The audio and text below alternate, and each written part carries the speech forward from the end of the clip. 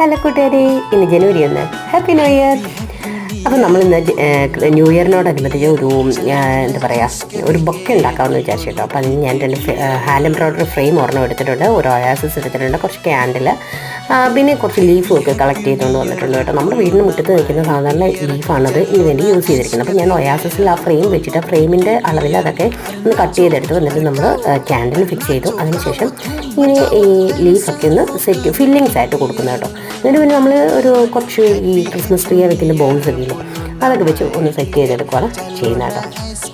അപ്പം 2023 അങ്ങനെ കടന്നുപോയി. ഇന്ന് 2024 ജനുവരി 1 പ്രഭാതം അല്ലേ. എല്ലാവർക്കും ഒരുപാട് സങ്കടങ്ങളും വിഷമങ്ങളും വേദനകളും ഒക്കെ ഉണ്ടായിട്ടുണ്ടാവാം.